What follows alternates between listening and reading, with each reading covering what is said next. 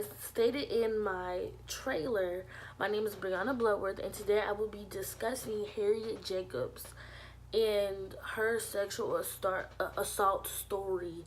She shared some details in her book, and I was very inspired by to write about this because sexual assault is a huge thing that people deal with still to this day, especially Black women. So I wanted to kind of dive in and just to see what happened to her when she was a slave. Harriet Jacobs is a phenomenal African American. She was a phenomenal African American woman. She was born into slavery in 1813 in Edenton, North Carolina. She was very, very adamant about women's rights. It was her main goal one of her main goals when she left, she ran away and became a free woman to go find her kids. It was her main goal for her to be a spokesperson for women.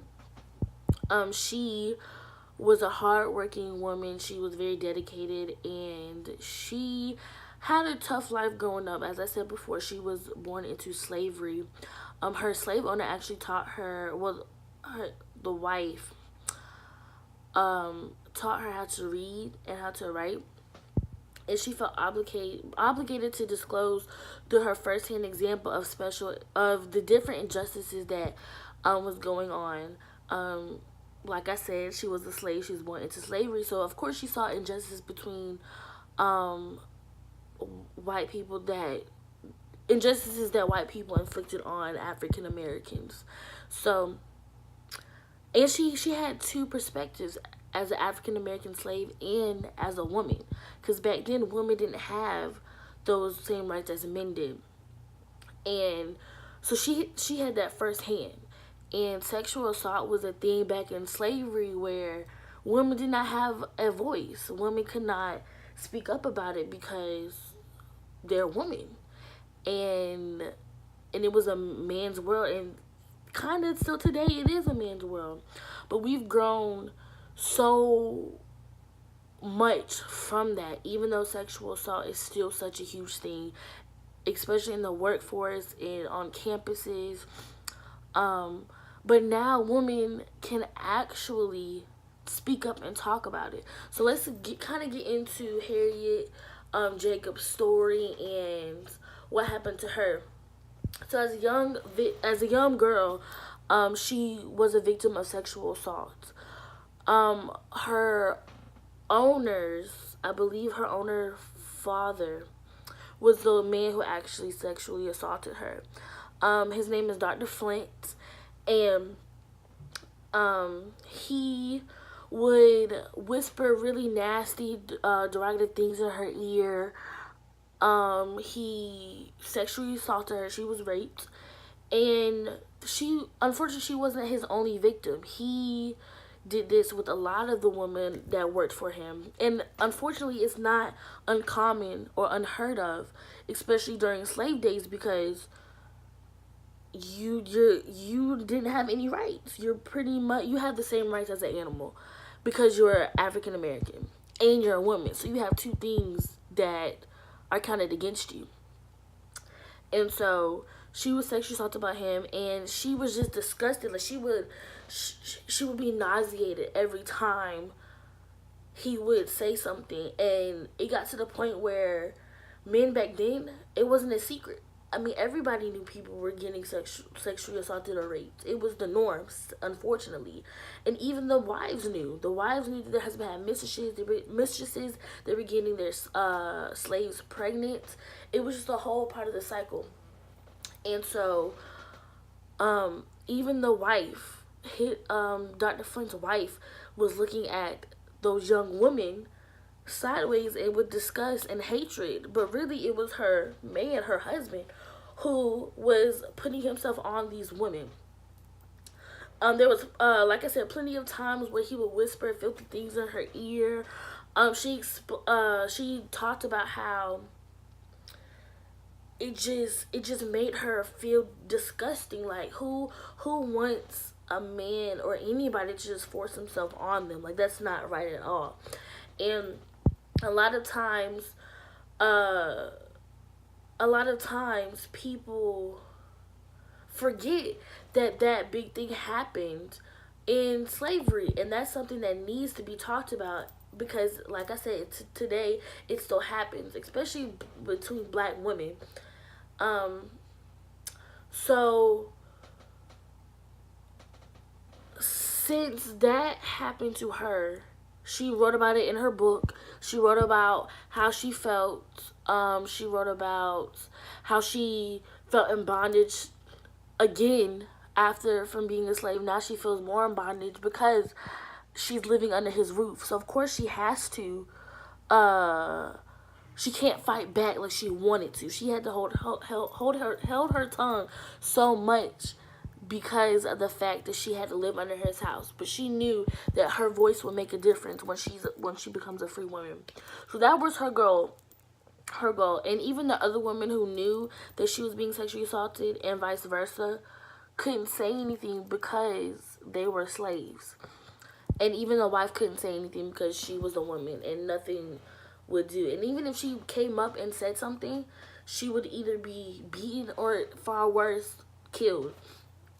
So that was back then. That was kind of a little taste of what she had to go through with her sexual assault. And now fast forward in 2018, we're about to be in 2019, and sexual assault is still a huge battle that women and men face. And a lot of people don't think that men, or they forget about the men being sexually assaulted, but men are sexually assaulted just as women are. The statistics show that women are more likely to be sexually assaulted than men, but men are still victims of sexually assault and rape. Um, One thing that doing this project that really excited me was the fact that now women are starting to have a voice. They are saying, forget the stereotypes, forget the backlash. I'm going to do what's right, and I'm going to have my voice. Whether I'm sexually assaulted or not, I'm going to use my right and my free will to talk about sexual assault and make awareness of this cause. So my children wouldn't have to go through it. Your children wouldn't have to go through it.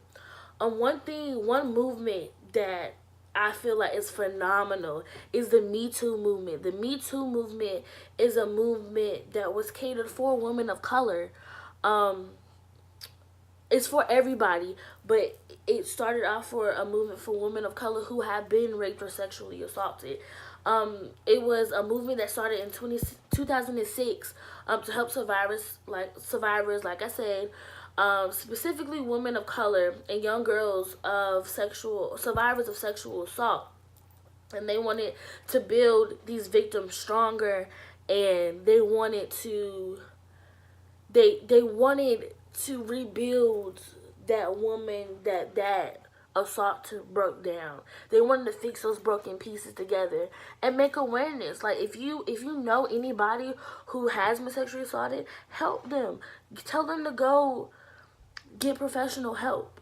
This is a serious thing because these sexual assault can lead to so many different health issues: depression, suicidal thoughts.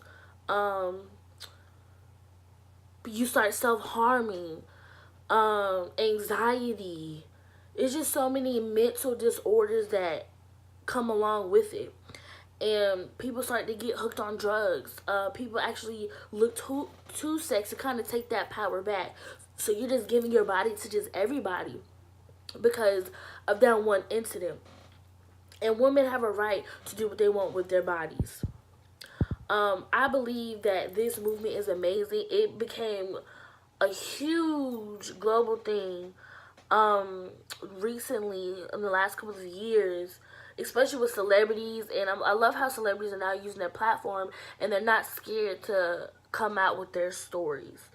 And this came out, it was a hashtag Me Too, and people still to this day still are using it. But like I said, oh, sorry. Like I said, if you know anybody that has been sexually assaulted, or you have been sexually assaulted or raped, please talk to somebody. Go to your nearest health center. You can call Title 9 or the Suicide Prevention Hotline at 1-800-237-8255. There are people there to help you.